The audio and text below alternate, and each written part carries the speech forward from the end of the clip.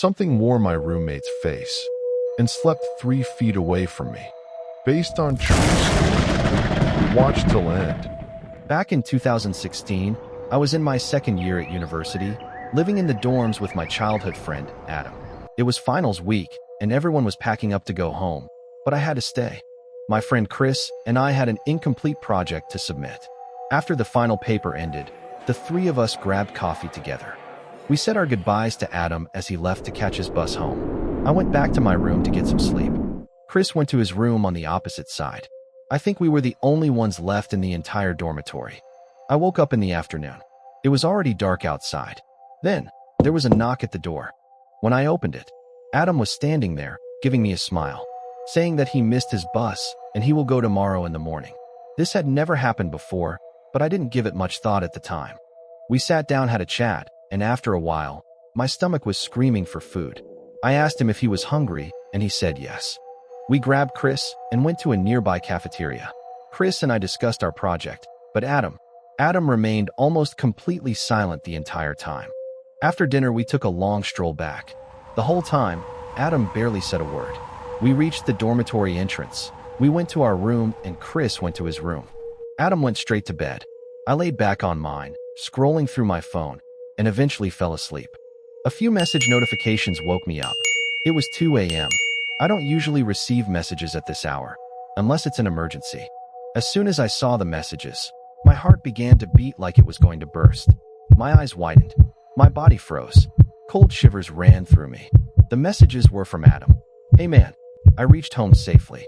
Bus ride was long, but I'm here." Tears began rolling down my face. I kept thinking, who was with us the whole time? Who was sleeping in the bed next to me? If it wasn't Adam? After 10 minutes, I somehow collected my broken strength. I switched on my phone's flashlight and slowly began moving toward Adam's bed. As I looked at the bed, there was nothing, just darkness. Nothing came to my mind, just Chris, and I began to run barefoot toward Chris's room. I was screaming his name as loud as I could. I shouted Chris's name on top of my lungs. The whole corridor was echoing with my voice. A darkness following me, I could feel it reaching me as I was running. My sight began to fade, and I dropped unconscious. After some time, I began to regain consciousness. My body was still shivering, my heart still racing. When I opened my eyes, I saw Chris in front of me. I was on his bed, in his room.